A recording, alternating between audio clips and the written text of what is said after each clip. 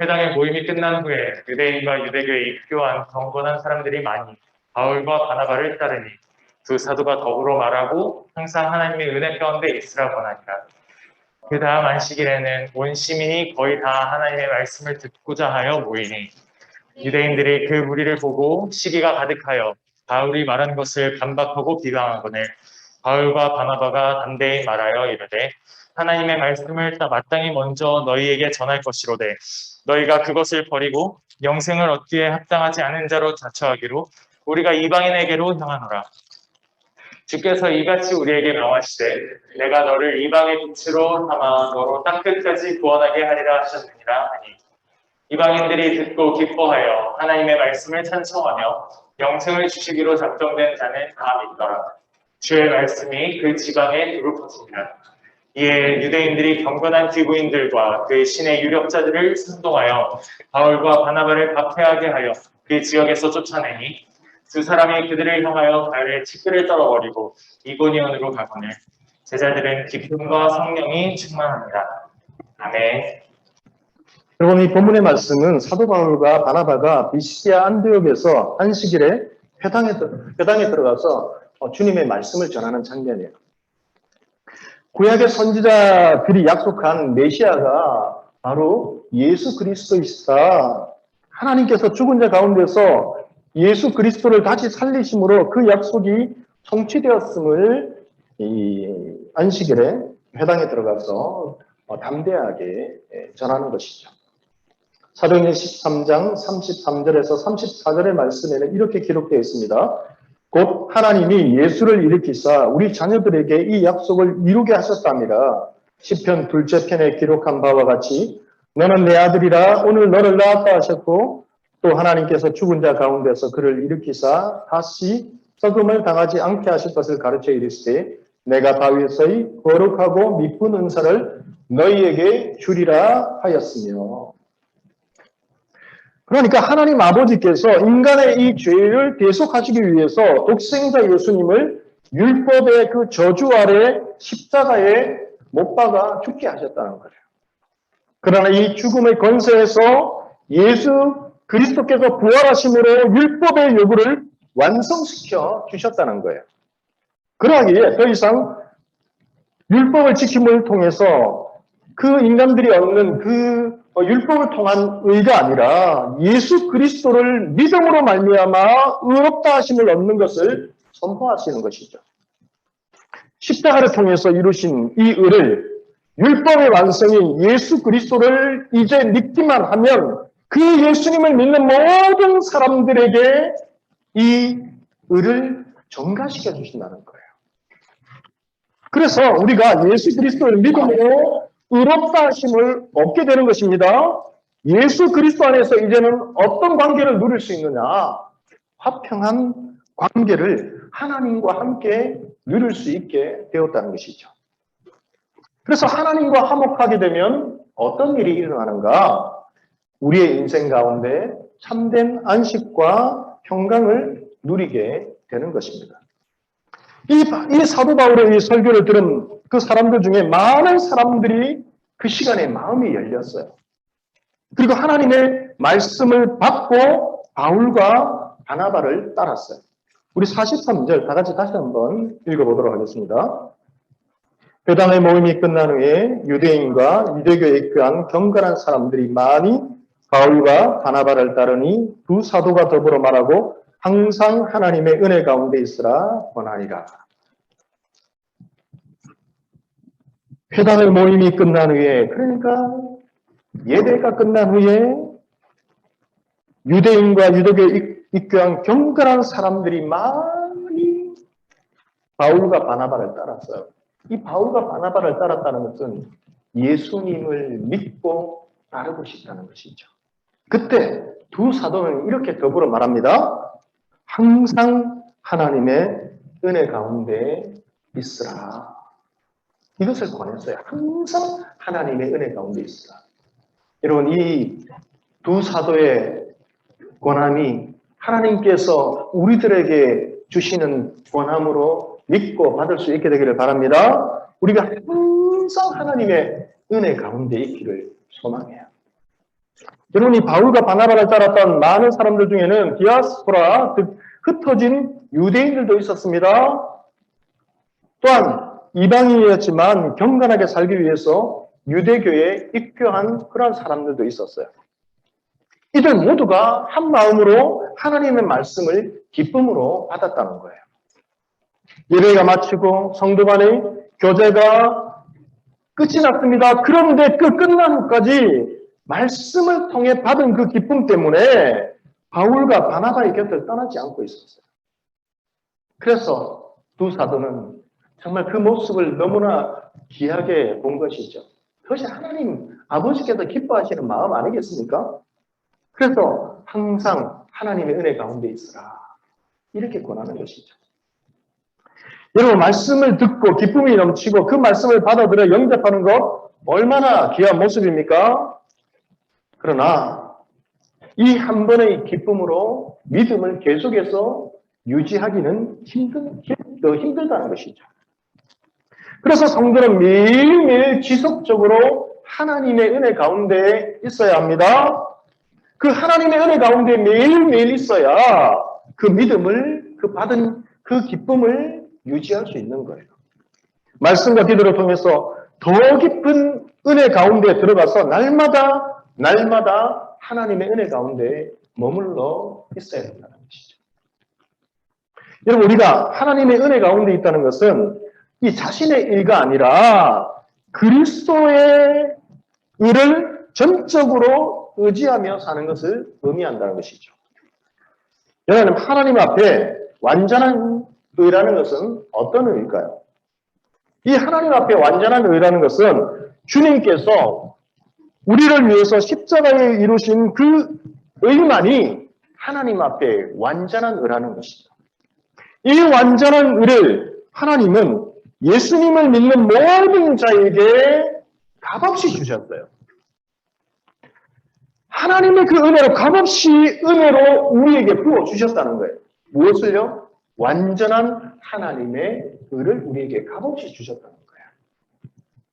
그러기에 예수님을 믿는 우리들은 그리스도 안에서 주님이 주신 의를 덧입은 사람들이에요.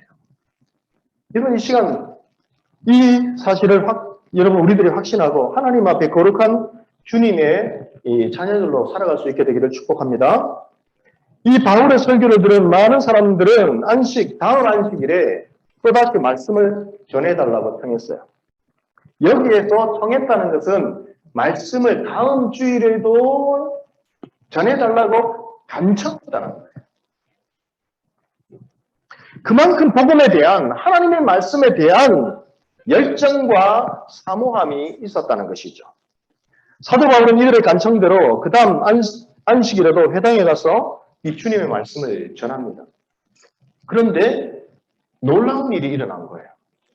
비시디아 안디옥 지역의 거의 모든 사람들이 말씀을 듣고 싶어서 회당으로 모인 거예요. 그 장면이 44절에 기록되어 있어요. 우리 다 같이 한번 읽어볼까요? 그 다음 안식일에는 온 시민이 거의 다 하나님의 말씀을 듣고자 하여 모이니. 바울의 이 설교를 들었던 사람들이 복음을 듣지 못한 그 사람들에게, 그 이웃들에게 이 소식을 전했다는 것이죠. 이들의 이 소식을 전해들은 많은 사람들이 회당으로 모여들었습니다. 그래서 이방인들까지 회당에 가득 차 자리가 없을 정도였어요. 여러분, 얼마나 은혜스럽고 감격스러운 일입니까? 여러분, 이 부흥회나 전도잔치를 해도 교회에 한 번 오는 것 너무너무 힘들어하는 사람들이 많이 있어요. 그런데 말씀을 듣고 그 말씀을 들은 사람들이 그 받은 은혜를 그 지역의 비시디아 안디옥에 있는 사람들에게 그 소식을 전해주었다는 거예요. 그러니까 다음 주에 더 많은 사람들이 함께 예배의 자리로 나왔습니다. 그렇다면 이 모습을 보고 얼마나 여러분 기뻐하고 주님께 영광을 돌려야 하는 일입니까? 그렇다면 먼저 믿은 유대인들이 더 기뻐해야 되겠죠. 오랫동안 신앙생활을 한 그 먼저 믿은 유대인들이 하나님께 영광을 돌리고 찬양하며 기뻐하며 오늘날로 말한다면 여러분 새가족반 안내하듯이 회당 앞에서 서서 축복하고 환영하고 더 열심히 있는 분들은 다가를 준비하고 여러분 이런 모습이 있었다면 얼마나 좋았겠어요. 그런데 유대인들 중에 어떤 이들은 이 비시디 안디옥 사람들이 말씀을 듣기 위해 모인 것을 보고 어떤 반응을 보였는가? 그들에게는 오히려 시기가 가득했다는 거예요. 45절 말씀해 보시면 유대인들이 그 무리를 보고 시기가 가득하여 바울이 말한 것을 반박하고 비방하거늘. 시기가 가득했습니다. 그래서 바울이 말할 때마다 설교할 때마다 말씀을 전할 때마다 반박하고 비방했다는 거예요. 여러분 이들이 보이는 시기는 단순한 시기심이 아닙니다.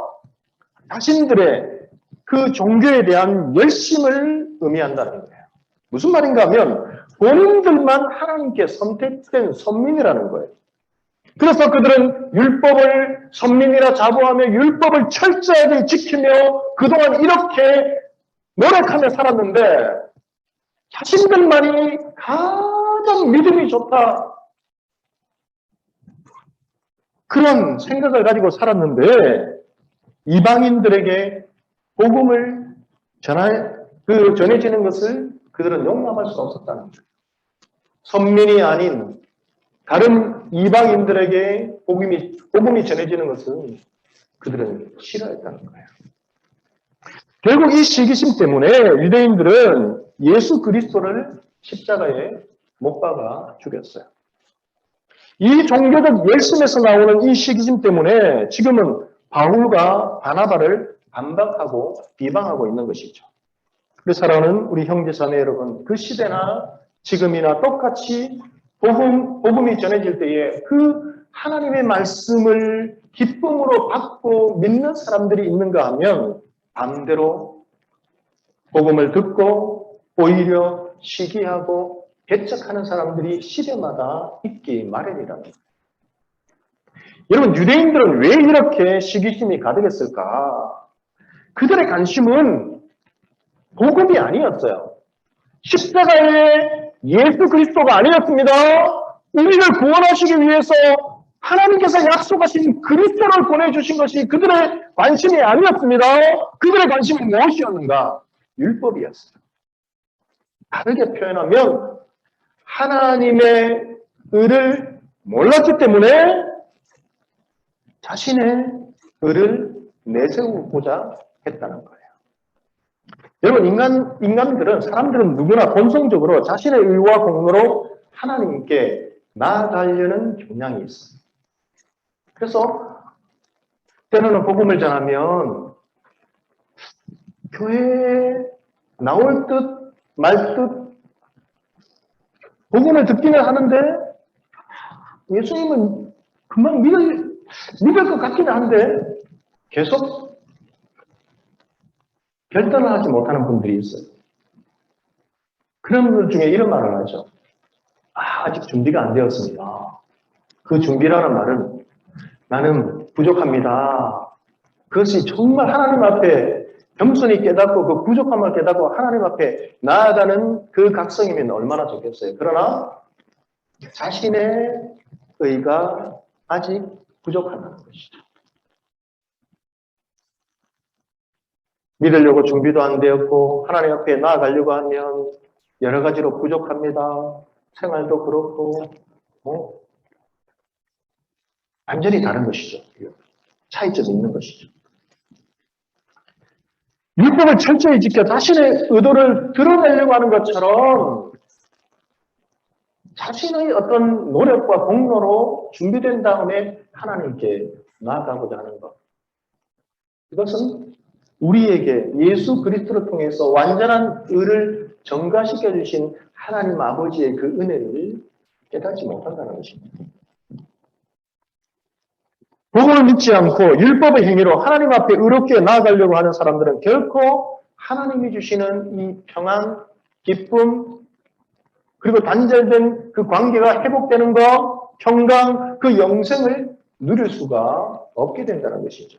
왜냐하면 율법의 이 행위로는 하나님 앞에 의롭다함을 얻을 육체가 없기 때문이라는 것입니다.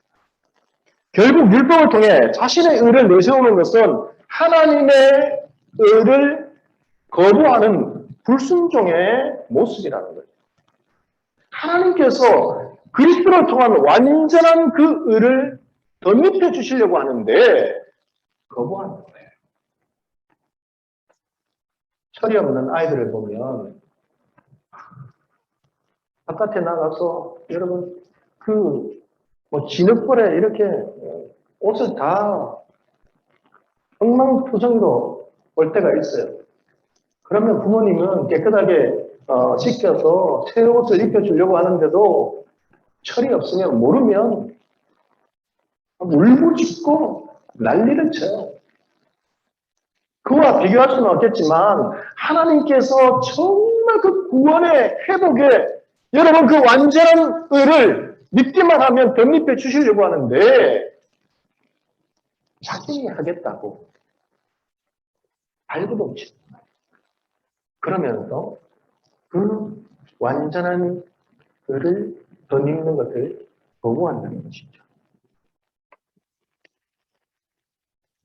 여러분 하나님에 대한 열심은 있습니다. 그러나 그 열심이 잘못된 열심이 되고 만 것이라는 것이죠. 우리는 지금 어떤 모습으로 하나님 앞에 나아가고 있습니까? 예수 그리스도를 통해 주신 이 하나님의 의를 믿고 의지하며 하나님 앞에 나아갑니까? 아니면 우리 자신의 그 힘과 노력과 의와 열심으로 하나님 앞에 나아가고 있습니까? 여러분 자신의 이 열심과 의를 내세우는 사람들은 결국 다른 지체들을 판단하고 정죄하기 마련이라는 것이죠. 왜냐하면 자신의 그 기준으로 사람들을 바라보고 평가하기 때문에 주님과 그 하나님이 보내주신 그 지체들의 그 마음을 상하게 할 수 있다는 것이죠. 그러기에 여러분 우리들 가운데는 자신의 그 의를 내세움으로 하나님의 의에 대해서 불순종하는 안타까운 그 모습이 없기를 여러분 축복합니다. 하나님은 스스로 어렵다 여기는 사람들에게 은혜를 부어 주실 수가 없는 것이죠. 자신의 의를 붙잡고 살아가는 사람들은 하나님이 주시는 평강과 기쁨을 받을 수가 없게 된다는 것이죠. 바울과 바나바는 그 유대인들의 핍박이 있을 때에 그 비방을 듣고 어떻게 했는가? 주춤거리거나 용기를 잃어버리지 않았어요. 여러분, 우리 46절 말씀, 우리 다 같이 한 목소리로 한번 읽어봅시다. 바울과 바나바가 담대히 말하여 이르되 하나님의 말씀을 마땅히 먼저 너희에게 전할 것이로되 너희가 그것을 버리고 영생을 얻기에 합당하지 않은 자로 자처하기로 우리가 이방인에게로 향하노라. 그 하나님의 의를 깨닫지를 못하고 오히려 시기심이 가득하여서 자신의 의를 내세우면서 시기심이 가득하여 비방하는 그 먼저 믿은 유대인들을 향해서 바울과 바나바는 어떻게 하는가? 담대히 그들에게 바른 것을 알려줘요. 그리고는 우리가 이방인들에게로 향하노라. 결국 시기심에 가득 찬 이 유대인들의 핍박 때문에 바울과 바나바는 비시디 안디옥에서 결국은 쫓겨났어요. 여러분 겉으로 보기에는 바울과 바나바가 결국에는 비시디 안디옥에서 실패하고 쫓겨난 것 같지만 하나님께서는 이것을 합력하여 선을 이루시는 선한 길로 사용하신다는 거예요. 여러분 왜 이들은 시기심이 가득하여서 하나님의 복음을 거부하고 바울과 바나바를 그 지역에서 쫓아냈는가? 여러분 이것은 단순한 감정적인 차원의 시기심이 아니었기 때문이에요. 이 시기심은 어디에서 비롯되었는가? 그들은 종교적인 그 열심에서 시작되었지만 그 종교적 열심 가운데에 결국 자신의 그 의를 드러내려고 할 때에 보이지 않는 영적인 세력이 역사한 것이죠. 이 사단의 세력이 유대인들의 시기심 가운데 역사한 것이죠. 왜 반대하고 쫓아내었을까? 성령의 역사심을 이길 수 없음을 누구보다도 사단이 잘 알고 있기 때문에 결국에는 그 유대인들을 자신의 의를 내세우는 유대인들을 격동시켜서 바울과 바나바를 배척하고 쫓아내었다는 것이죠. 여러분 우리도 이런 일을 겪을 수 있습니다. 복음을 붙잡고 복음을 전하는 삶을 살아가기를 원하지만 복음을 배척하는 세력 때문에 어려움을 우리들도 겪을 수 있다는 것이죠. 그러나 여러분 우리가 꼭 기억해야 할 것은 어떤 세력도 결코 하나님의 그 역사하심, 하나님의 그 인도하심을 이길 수 없음을 여러분 우리들이 기억하고 좌절하거나 낙심하지 않고 오히려 담대히 이 사도 바울과 바나바처럼 하나님의 그 인도하심을 더욱더 의지할 수 있는 믿음의 귀한 종들이 다 될 수 있기를 주님의 이름으로 부탁합니다. 결국 유대인들이 먼저 믿은 이 유대인들이 복음을 거부한 것은 어떤 일이 일어나게 되었는가? 이 사도들이 이방인들에게 복음을 전하는 계기가 되었다는 것이죠. 결국 먼저 믿은 그 유대인들의 그 배척을 통해서 복음의 방향이 어디로 바뀌는가? 유대인들에게서 그들이 선민이 아니다, 버림받은 백성들이다 여겼던 이방인들에게로 이 구원의 물결이 흘러 들어가게 되었다는 것이죠. 유대인들 스스로가 복음을 거부했습니다. 무가치한 것으로 여겼습니다. 선민으로 그들은 자부했지만 결국 선민의 기득권을 그들은 포기했어요. 그러므로 말미암아 그 하나님의 놀라운 구원의 축복이 이방인들에게로 흘러 넘치는 놀라운 역사가 일어나게 되었다는 것이죠. 여러분 마태복음 22장의 말씀을 보시면 잔치를 배설한 왕의 이 비유가 나옵니다. 한 왕이 자신의 아들의 혼인잔치를 준비하고 그 종들을 보내어서 혼인잔치에 많은 사람들을 초대했어요. 그러나 초청받은 사람들은 어떤 반응을 보였는가? 그 잔치에, 혼인잔치에 오기를 싫어했어요. 돌아보지도 않았습니다. 오히려 자기 밭으로 하던 일을 하러 그들은 오히려 가버렸어요. 심지어 남은 사람들은 혼인잔치에 초청을 하기 위해 보낸 그 종들을 잡아서 어떻게 했는가? 모욕하고 죽여버렸어요. 그래서 그 주인이, 임금님이 화가 난 것이죠. 어떻게 했는가? 군대를 보냈습니다. 그래서 자신의 그 종들을 모욕하고 죽인 그 사람들을 진멸하고 그 동네를 공의롭게 심판한 것이죠. 그리고는 종들에게 이르기를 혼인잔치가 준비되었으니까 행한 사람들은 합당하지 않게 여기니까 이제 거리로 나아가서 만나는 사람대로 혼인잔치에 청하여 오라. 그렇게 종들에게 명령했어요. 그래서 길에 나갔습니다. 종들이 악한 자나 선한 자나 모든 만나는 사람들을 혼인잔치에 초대를 한 거예요. 그리고 손님들이 가득하게 되었다. 이 비유의 말씀이 마태복음 22장에 기록되어 있어요. 그러니까 이 비유의 말씀은 어떤 의미인가? 하나님의 구원의 계획하심이 택함을 받은 유대인들이 먼저 거부했다고 해서 하나님의 이 구원의 사역은 포기되거나 중단되는 것은 중단되지 않은 걸 하나님께서 비유를 통해 알려주시는 거예요.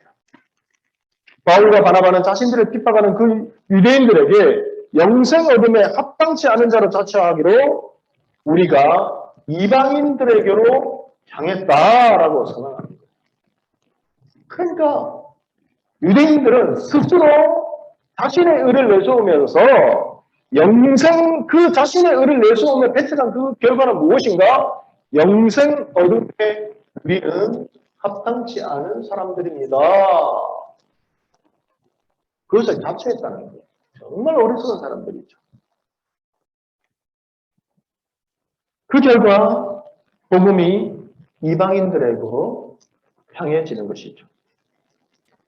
주님께서 자신들을 이방인의 사도로 부르셔서 이방인들을 구원하게 하신다는 하나님의 이 계획을 바울과 바나바는 담대히 전하기 시작했어요.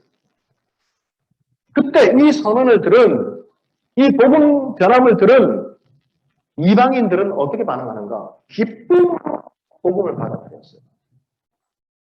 창세전에 이미 그리스도 안에서 죄인을 택하시고 그들을 사랑 안에서 거룩하게 하고 흠이 없게 하시고 그들에게 영생을 주시기로 작정하신 하나님의 계획하심이 성취되고 있는 것이죠. 반대로 유대인들은 그 지역에 유력한 사람들을 선동해서 바울과 바나바를 박해하고 그 지역에서 쫓아내고 있어요. 두 장면이 함께 일어나고 있는 것이죠. 유대인들은 바울을 비난하고 배척합니다. 그러나 이방인들은 즐거워하며 기쁨으로 복음을 받아들이며 하나님의 말씀을 찬송하는 것입니다. 어떻게 똑같이 복음을 전해서 전함을 받고 똑같이 그 하나님의 말씀을 들었는데 그 반응은 정반대로 나타나는가? 결국 이 반응은 그때나 지금이나 동일하게 일어나고 있다는 것이죠. 바울과 바나바는 자신들을 쫓아내는 그 사람들에게 신발의 이 티끌을 털어버리고 이고니온으로 떠났어요. 이 모습은 예수님이 제자들에게 명령하신 것입니다. 마태복음 10장 14절의 말씀을 보시면 누구든지 너희를 영접하지도 아니하고 너희 말을 듣지도 아니하거든 그 집이나 성에서 나가 너희 발에 먼지를 털어버리라 이렇게 말씀하셨어요. 복음을 거부하고 핍박하는 사람들에게는 하나님의 구원과 하나님의 그 회복이 관계가 없음을 그 육안으로 볼 수 있게 그렇게 보여주는 그런 모습이에요. 그 결과 무서운 심판이 기다리고 있음을 알려주는 것이라는 것이죠. 여러분, 박해가 두려워 물러나는 것이 아니라 적대적인 그 지역에서 복음을 전하지 못하는 성령을 거부하고 복음을 기다리는 새로운 곳으로 이제 바울과 바나바는 떠난다는 것이죠.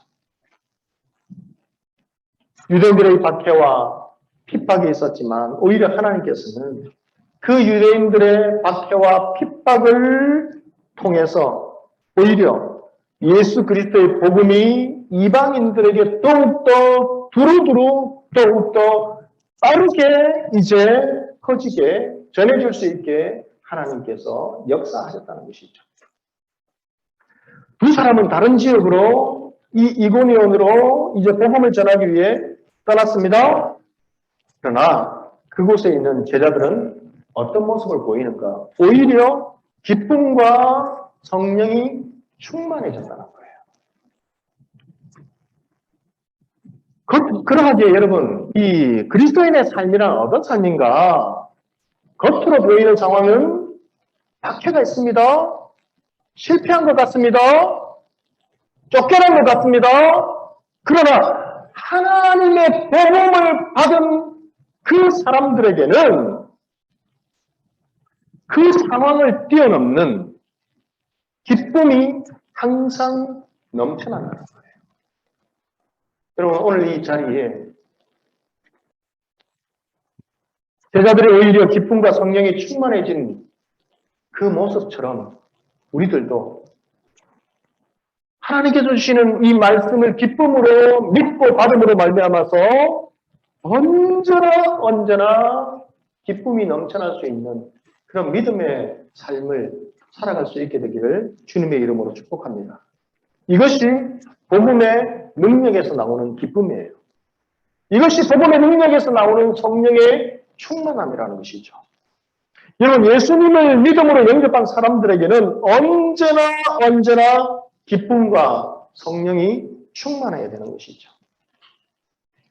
빌립보서 1장 18절의 말씀을 보시면 이로써 나는 기뻐하고 또한 기뻐하리라 이렇게 고백하고 있어요.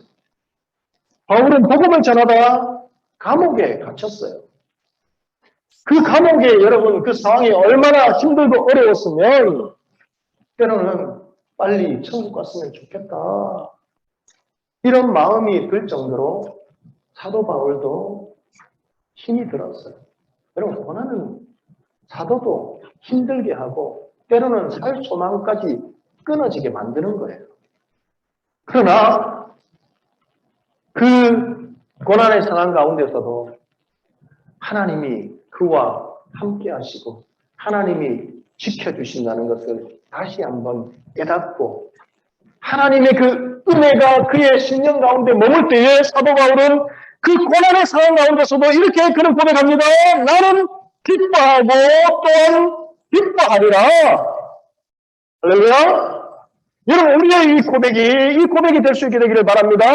그냥 한순간 받은 은혜 때문에 기뻐하는 것으로 그치는 것이 아니라 기뻐하고 앞으로도 기뻐하리라. 여러분 구원받은 백성의 특징이 바로 이 기쁨이라는 것이에요. 우리 모두가 복음 안에서 예수님의 자녀가 되어서 주님이 주시는 기쁨과 성령의 충만함으로 살아갈 수 있게 되기를 바랍니다. 안디옥의 일부 유대인들과 경건한 이방인들이 바울의 설교를 듣고 복음을 받아들여 예수님의 자녀가 되었어요. 여러분 복음을 받아들였다고 해서 모두 예수님을 영접하는 것은 아니다. 먼저 믿은 유대인들은 자신의 그 의를 내세움으로 오히려 그 마음 가운데 시기심이 가득하였고 반대로 선민이 아닌 복음의 구원의 바깥에 있었던 이방인들이었다 할지라도 그들이 복음을 믿고 기쁨으로 받아들였을 때에 그들의 심령 가운데는 하나님이 주시는 기쁨과 성령이 충만했다는 것이죠. 그러기에 여러분 죄인을 구원하시기 위한 하나님의 계획은 어느 누구도 막을 수 없음을 여러분 우리들이 기억해야 되는 것이에요. 핍박을 하면 핍박할수록 복음은 더욱더 힘차게 뻗어나갈 거예요. 그것이 하나님께서 성경을 통해 보여주시는 그 구원의 메시지인 것이죠. 우리 모두가 이 놀라운 하나님의 능력과 그 하나님의 계획하심에